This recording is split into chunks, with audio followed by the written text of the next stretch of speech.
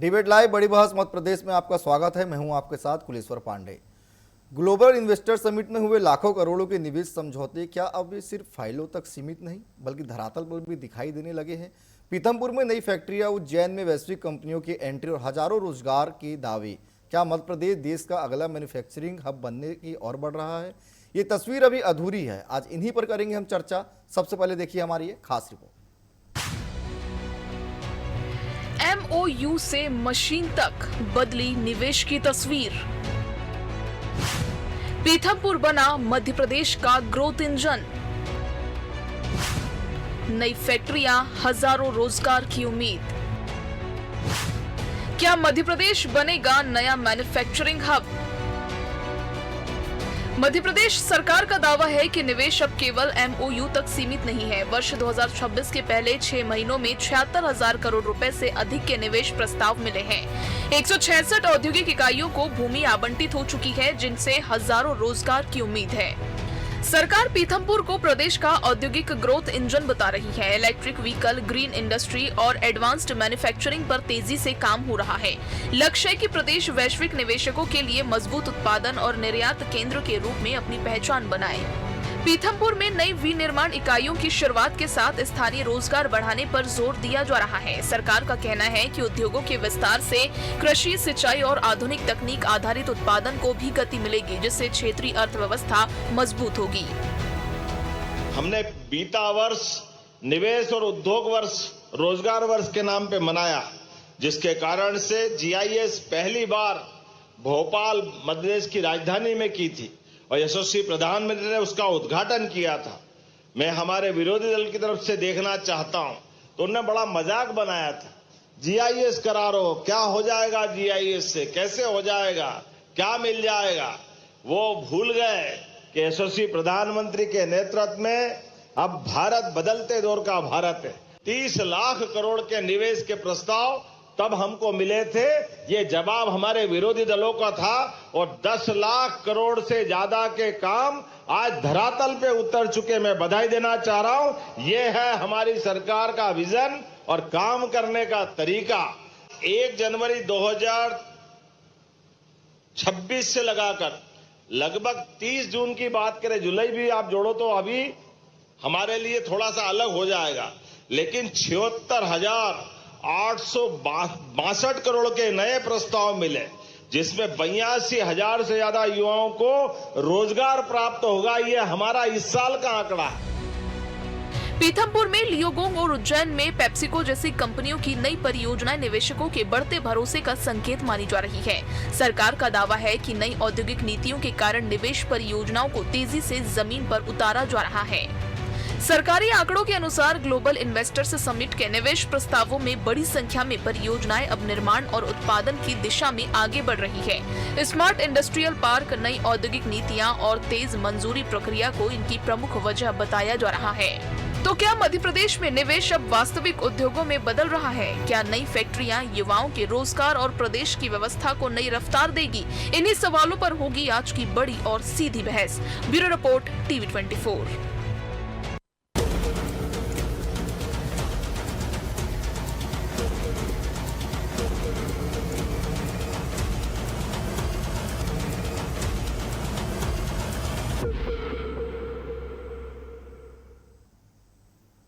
तो चलिए सीधे हम इस विषय की शुरुआत करते हैं। हमारे साथ 3 बेहद खास मेहमान जुड़ चुके हैं। मोहित गर्ग जी हैं, बीजेपी प्रवक्ता है, स्वागत करता हूं मैं उनका। यशवंत सिंह चंदेल जी हैं, कांग्रेस प्रवक्ता, उनका भी स्वागत करता हूं। अनूप दुबेलिया जी हैं, वरिष्ठ पत्रकार के तौर पर, उनका भी मैं स्वागत करता हूँ। शुरुआत में अनूप जी आपसे ही करूंगा। अनूप जी, मेरी आवाज़ आ रही है आपको? अनूप जी, आवाज़ आ रही है?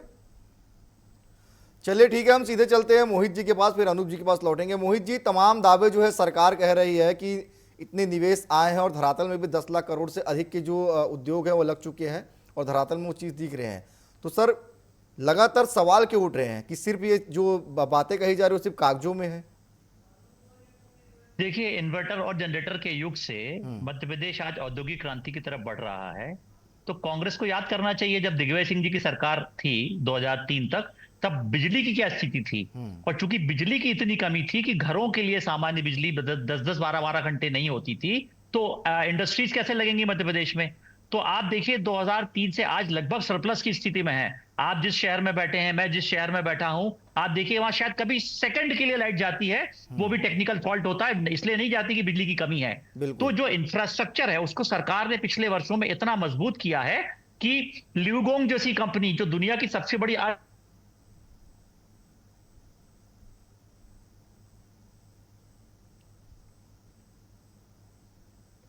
पीथमपुर जो है, पीथमपुर जैसे और भी industrial corridor, industrial state area develop किए जा रहे हैं सरकार द्वारा। और पीथमपुर तो मध्य प्रदेश का ग्रोथ इंजन बन चुका है। पीथमपुर को आज दूसरे स्टेट भी पीथमपुर इंडस्ट्री एरिया में आके उसका सर्वे कर रहे हैं, रिसर्च कर रहे हैं कि ये जो इंफ्रास्ट्रक्चर यहाँ पर है उस तरह का हम अपने राज्यों में भी बनाने का प्रयास करें।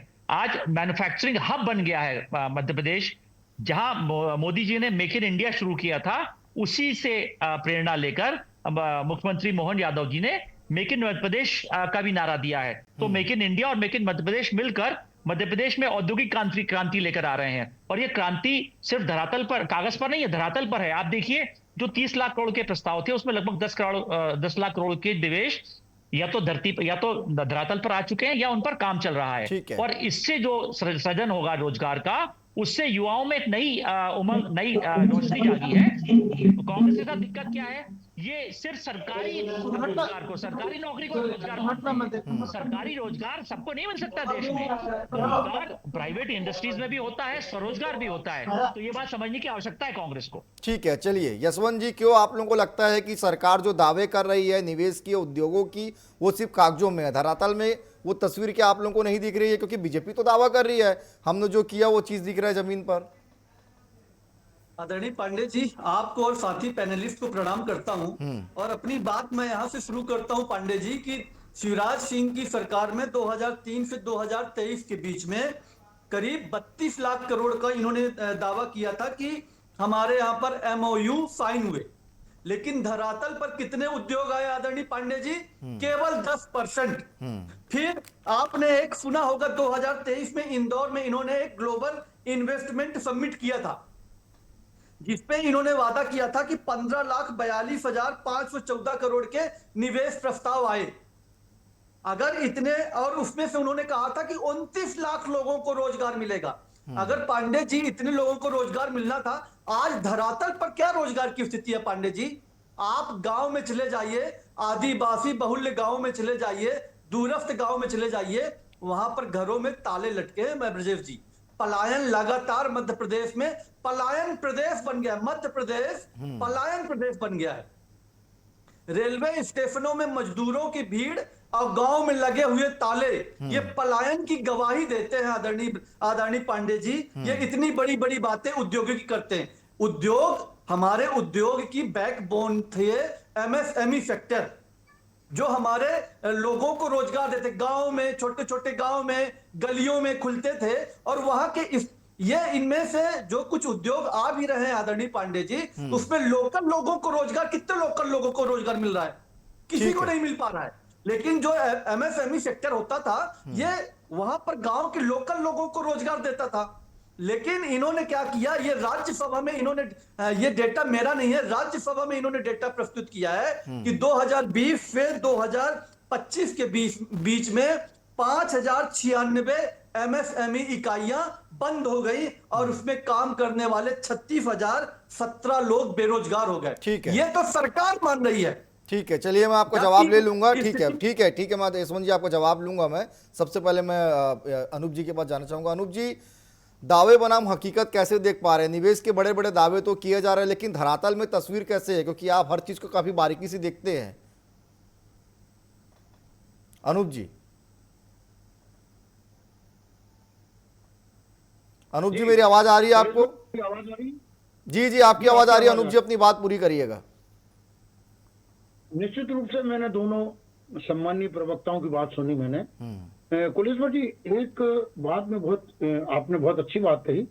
मैं बड़ी स्पष्ट तस्वीर रखना चाहता हूं कि मध्य प्रदेश में भाजपा की सरकार जो लगभग 4 मुख्यमंत्री हुए हैं, मैं बहुत निष्पक्ष रूप से बताना चाहता हूं कि डॉक्टर मोहन यादव सरकार के कार्यकाल में निश्चित रूप से कहीं ना कहीं हमें प्रदेश में औद्योगिक जो नई इबारत की बात कर रहे हैं, एमओयू जो लास्ट ग्लोबल इन्वेस्टर समिट थी, सौभाग्य से मेरे को भी कवर करने का मौका मिला था, तो एमओयूज की बात करते हैं कंपेरेटिवली, तो प्रदेश में अभी डॉक्टर मोहन यादव सरकार के कार्यकाल में, 2.5 साल के कार्यकाल में कंपेरेटिवली ज्यादा बेहतर स्थिति नजर आती है कुलेश्वर जी।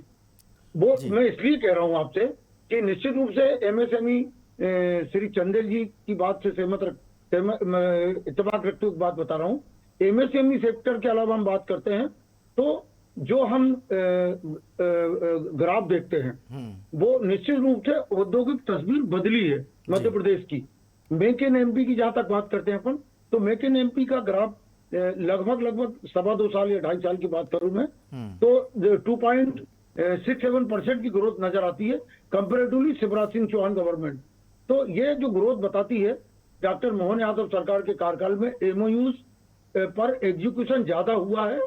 पावर सेक्टर को भी शामिल करते हैं अपन, तो जो इन्वेस्टर पावर सेक्टर की वजह से, जो इलेक्ट्रिसिटी के वजह से जो नहीं आना चाहते, सिंगल विंडो की परेशानी की वजह से जिन्हें तकलीफ होती थी, उनके कंपेरेटिव जो शिवराज सिंह चौहान सरकार के कार्यकाल के कंपैरिजन में निश्चित रूप से अभी डॉक्टर मोहन यादव सरकार के कार्यकाल में ज्यादा बेहतर तरीके से निवेश बढ़ा है। ठीक है मोहित जी, ठीक है, मैं आपके पास आऊंगा। अनूप जी, मोहित जी, आपने यशवंत जी की तमाम बातें क्यों सुना होगा। आप लोग तो कह रहे हैं कि सब बेहतर है और रोजगार भी स्थानीय लोगों को ज़्यादा से ज़्यादा मिल रहा है, तो आखिर कांग्रेस पार्टी क्यों नहीं देख पा रही? क्या आप उनको दिखा नहीं पा रहे हैं कि हम स्थानीय लोगों को भी ज़्यादा से ज़्यादा रोजगार दे रहे हैं? देखिए, अब कोई आंख बंद कर ले तो उसे आप कैसे दिखा सकते हैं। मैं तो यशवंत जी से आग्रह करता हूं कि चलिए मेरे साथ, मैं आपको इंदौर के आसपास के पीथमपुर और दूसरे इंडस्ट्री, देवास इंडस्ट्रियल एरिया में आपको ले चलता हूं। वहां पर आप अपनी आंखों से देखेंगे जो परिवर्तन हो रहा है। और देखिए, कहीं भी किसी भी शहर में, किसी भी प्रदेश में जब कोई इंडस्ट्री लगती है तो आप ये देखिए कि उस क्षेत्र के ही लोगों को रोजगार मिलता है। देखिए, जो ट्रेंड स्टाफ है, मान लीजिए इंजीनियर्स हैं या बड़े मैनेजर्स हैं, वो जरूर कंपनी कभी अगर नहीं लोकल अवेलेबल होता है तो बाहर से लाती है। बट जो सामान्य तौर पे जो रोजगार होते हैं, जो वर्कर्स होते हैं या अकाउंटेंट्स होते हैं या जो फर्स्ट टाइम इंजीनियर्स होते हैं, ये सब तो लोकल ही लिया जाता है। कौन आदमी बाहर से आके इस तरह के छोटे इनिशियल जॉब्स को लेगा? तो इनिशियल जो जॉब्स होते हैं, छोटे जॉब्स होते हैं, वो हमेशा इंडस्ट्री के आसपास 10-5 किलोमीटर के एरिया के लोगों को ही मिलते हैं। तो ये पता नहीं यशवंत जी का ये कौन सा लॉजिक है कि स्थानीय लोगों को रोजगार नहीं मिल रहा है। तो स्थानीय लोग अप्लाई करते हैं और लोग तो, इंडस्ट्री तो चाहती है कि जो आदमी पास में रहेगा वो उसका आना जाना आसान होगा, उसके लिए कम खर्चे में आवागमन होगा, तो वो भी प्रेफर करते हैं। और स्थानीय आदमी भी प्रेफर करता है कि हमारे पास कोई इंडस्ट्री लगी है तो हम उसी पर जॉब करें, रादर देन कि हम बाहर जाकर किसी और राज्य में या किसी और जिले में काम करें।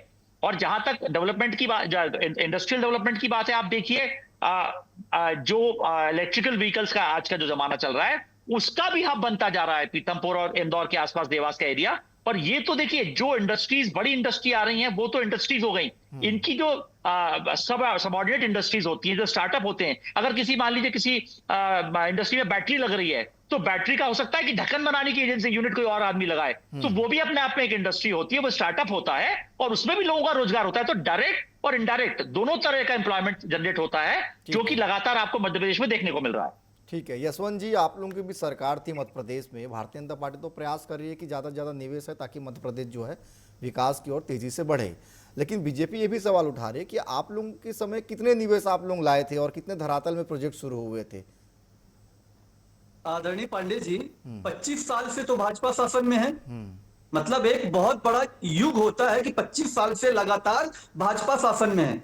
15 महीने का मामूली समय हमको मिला था जब हमारे आदरणीय कमलनाथ जी ने बहुत बड़े बड़े दावोस वगैरह जैसी जगह पे जाकर उन्होंने इन्वेस्टमेंट यहाँ पर आकर्षित किया था। और कमलनाथ जी के बारे में बताने की जरूरत नहीं है कि उनकी क्या शख्सियत है, वो कि उनके पूरे देश नहीं, इवन विदेश में वहां पर उद्योगपतियों से उनके जो संपर्क है, उसका फायदा मध्य प्रदेश को निसंदेह मिलता। लेकिन इन्होंने बीच में ही घोल मेल करके हमारी सरकार को इन्होंने गिरा दिया।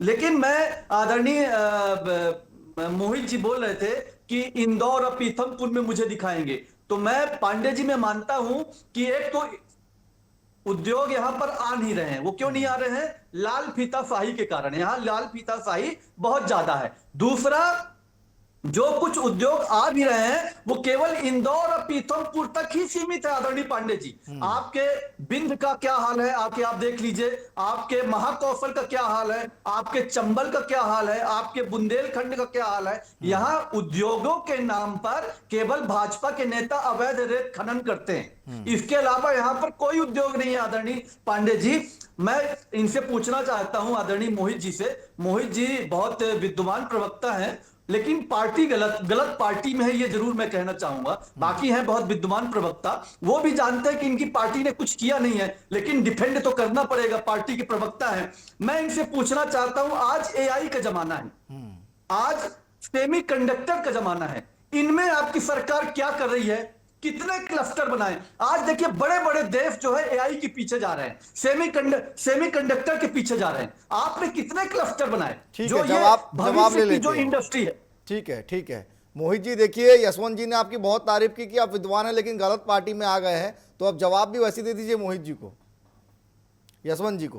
देखिए, भोपाल, इंदौर और ग्वालियर में लगभग 57 ऐसी यूनिट्स, 57 ऐसे आईटी कंपनीज हैं जिनके अपने हेडक्वार्टर्स मध्य प्रदेश में हैं और वो पूरा काम सिलिकॉन वैली अमेरिका में कर रहे हैं। और टोटल उनकी स्ट्रेंथ जो है 1 लाख से ऊपर इंजीनियर इन 57 यूनिट्स में काम कर रहे हैं, हिंदुस्तान और अमेरिका मिलाकर। तो अब एआई की बात कर रहे हैं, तो जो आईटी का ही पार्ट है एआई भी, और जो इंजीनियर्स काम कर रहे हैं हिंदुस्तान में और उनका कनेक्ट, चूंकि उनका दूसरा हेडक्वार्टर सिलिकॉन वैली में है अमेरिका में, तो वही एआई का क्रिएशन करें। देखिए, एआई कोई एक व्यक्ति नहीं बनाता है, एआई इज अ सॉफ्टवेयर। ये सॉफ्टवेयर है जो बहुत सारे पैचेस को मिलकर बनता है। तो कोई फाइनल प्रोडक्ट जो होता है वो कंपनी अपने नाम से प्रोड्यूस करती है, बट उसमें जो पैचेस होते हैं वो सैकड़ों कंपनी मिलकर बनाती हैं। तो एआई कोई एक व्यक्ति के द्वारा क्रिएट नहीं हो सकता। एनीवेज, तो मैं आपको बताऊं कि जो यशवंत जी कह रहे हैं कि इनको देखिए, आप एआई की, अच्छा मैं एक छोटा सा सवाल पूछता हूं यशवंत जी से। कमलनाथ जी स्वयं हिंदुस्तान के जाने माने उद्योगपति हैं, एक यूनिट में लगाई उन्होंने मध्य प्रदेश में।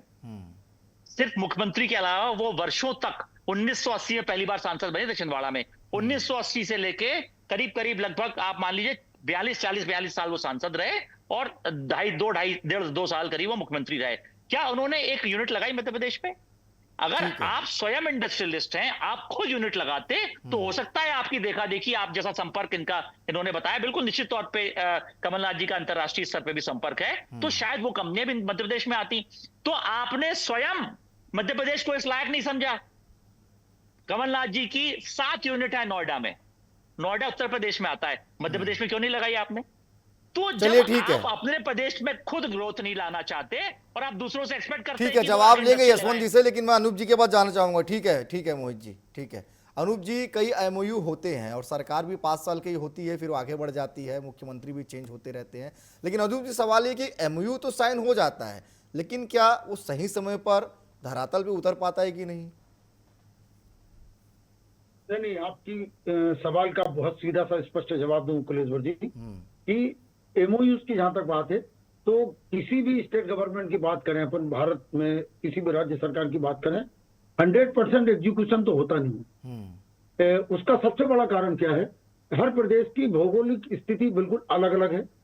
मध्य प्रदेश की जहां तक बात करते हैं अपन, तो मध्य प्रदेश में इन्वेस्टर्स आना चाहते हैं, लेकिन गवर्नमेंट को निश्चित रूप से इसके साथ ग्लोबल इन्वेस्टर समिट के साथ मैं समझता हूं डॉक्टर मोहन यादव सरकार से भी मैं अपेक्षा रखता हूं, काफी वो रुचि रखते हैं प्रदेश के औद्योगिक विकास के लिए।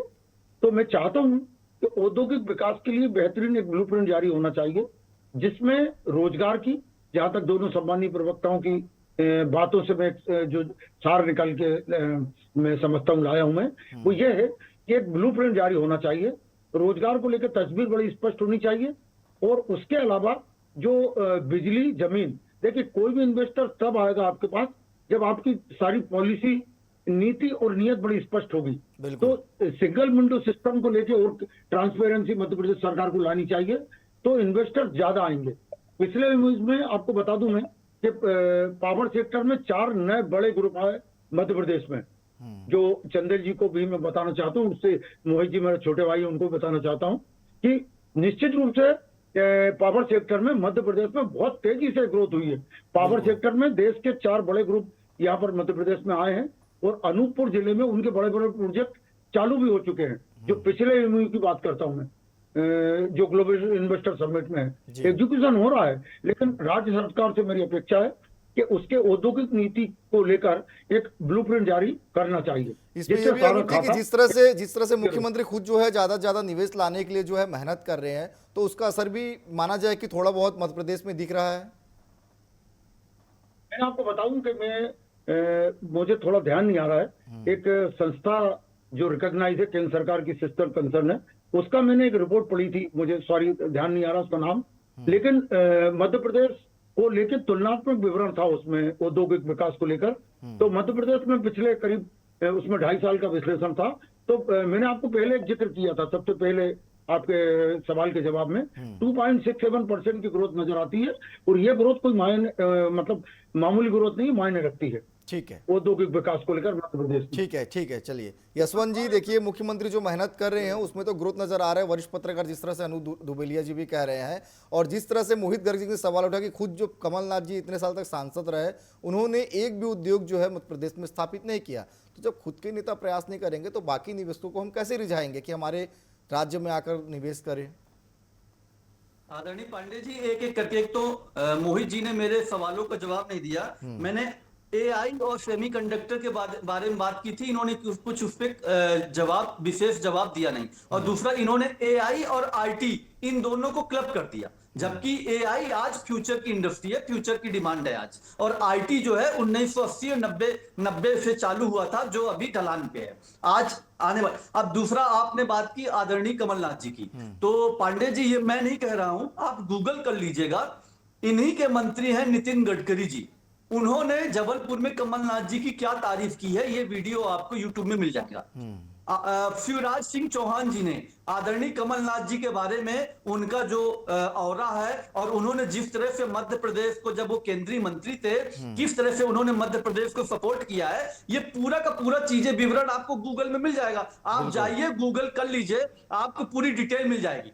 कमलनाथ जी जब केंद्र में हमारी सरकार थी, UPA की सरकार थी, लगातार उन्होंने मध्य प्रदेश को, उन्होंने ये नहीं देखा कि यहाँ पर विपक्ष का मुख्यमंत्री है कि विपक्ष की सरकार है, उन्होंने पूरी तरह से मध्य प्रदेश को सपोर्ट किया है। और ये मैं नहीं, ये आदरणीय शिवराज सिंह चौहान जी ने भी इस बात को स्वीकार किया है। ठीक है, कांग्रेस कभी भी विकास पे पक्षपात नहीं करती है। हम समान दृष्टि से हर प्रदेश को और हर सरकार को देखते हैं। पक्षपात तो केवल भाजपा के लोग करते हैं, और ये जग जाहिर है। ठीक है मोहित जी, आपके सवालों का शायद जवाब मिल गया होगा। आपके नेता ही खुद कमलनाथ जी का तारीफ किए हैं, जिस तरह से यशवंत जी बता रहे, अब क्या कहेंगे आप? अभी यशवंत जी कह रहे थे कि IT और AI अलग अलग है, तो AI बिना IT के, बिना इंफॉर्मेशन टेक्नोलॉजी के आप AI कैसे डेवलप कर लेंगे? बिना कंप्यूटर के आप डेटा का एनालिसिस कैसे कर लेंगे? तो ये तो मतलब इसको आप मतलब ये तो ऐसी वाली बात हो गई कि बिना इंजन के आप गाड़ी चला लीजिए। तो बिना IT के आप AI कैसे डेवलप कर लेंगे? IT ने तो AI को डेवलप किया है। तो मेरा मतलब था वो समग्र एक IT इंडस्ट्री में सब आता है, चिप्स भी आती हैं, कंप्यूटर्स भी आते हैं, हार्डवेयर भी आता है, सॉफ्टवेयर भी आता है। तो AI इज अ सॉफ्टवेयर, तो AI सॉफ्टवेयर IT ने तो बनाया है। तो IT इंडस्ट्री की जो ग्रोथ मध्य प्रदेश में है, AI सॉफ्टवेयर नहीं है आदरणीय मोहित जी। अरे साहब, AI सॉफ्टवेयर नहीं है। AI तो जनरेट तो क्रिएट तो इंफॉर्मेशन टेक्नोलॉजी ने किया है इसको। AI सॉफ्टवेयर नहीं तो क्या चीज है बताइए? AI कोई सामान है? AI कोई हार्डवेयर है? कोई मशीन है? AI सॉफ्टवेयर ही है। मैं उसको लार्जर पर्सपेक्टिव में बात कर रहा हूं, तो सॉफ्टवेयर ही तो है। ये चैट GPT आप करते हो, तो चैट GPT क्या है? जेमिनाई है, ये क्या है? ये सॉफ्टवेयर ही तो है ना। आप अपने मोबाइल पे चलाते हैं तो मोबाइल पे सॉफ्टवेयर ही तो चलाते हैं, ऐप चलाते हैं, आप उसको ऐप बोल लीजिए या सॉफ्टवेयर बोल लीजिए। एनीवेज, मैं कमलनाथ जी की जो बात कर रहा था कि कमलनाथ जी इतने बड़े इंडस्ट्रियलिस्ट हैं, उन्होंने, जैसा यशवंत जी बता रहे हैं कि उन्होंने पूरे हिंदुस्तान में बिल्कुल इंडस्ट्री का जाल बिछा दिया, तो वो स्वयं खुद अपने आप में बहुत बड़े इंडस्ट्रियलिस्ट हैं, उनका अरबों खरबों का व्यापार है। मैं यशवंत जी से एक ही तो आग्रह कर रहा था कि मध्य प्रदेश के वो इतने सालों तक सांसद रहे, मध्य प्रदेश में छिंदवाड़ा से केंद्रीय मंत्री वर्षों तक रहे, कुछ समय के लिए मुख्यमंत्री रहे, उन्होंने स्वयं पहल क्यों नहीं की कि मैं 100 करोड़ का, 500 करोड़ का, 1000 करोड़ का एक प्लांट लगा रहा हूं, चलिए छिंदवाड़ा में लगा लेते, जिसको देखकर उनके साथी संगी या उनके जहां संपर्क है वो भी मध्य प्रदेश में इन्वेस्टमेंट करते। एनीवेज, अब तो खैर कांग्रेस भूतकाल की पार्टी हो गई है। जो यशवंत जी मुझसे कह रहे थे कि आप गलत पार्टी में हैं, मैं तो उस पार्टी में हूं जो दुनिया की सबसे बड़ी सदस्यों की पार्टी है, और जिसका भविष्य कितना उज्जवल है ये दुनिया के लीडर। ठीक है मोहित जी, छोड़ दीजिए। ठीक है, चलिए अब समय ज्यादा नहीं दे रहा मोहित जी, इसलिए इस विषय को यहीं पर समाप्त करना पड़ेगा। अब तीनों मेहमान हमारे साथ जुड़े, अब तीनों का बहुत धन्यवाद। तो मध्य प्रदेश में निवेश लाने के लिए लगातार मुख्यमंत्री प्रयास कर रहे हैं और कई निवेश जो है, कई उद्योग जो है मध्य प्रदेश में आए भी हैं, लेकिन उस पर कांग्रेस कई प्रश्न चिन्ह उठा रही है। कांग्रेस का साफ तौर पर कहना है कि ये दावे सिर्फ कागजों में है। फिलहाल आज के लिए इतना ही, कल किसी और विषय के साथ होगी मुलाकात। मुझे दीजिए इजाजत, धन्यवाद।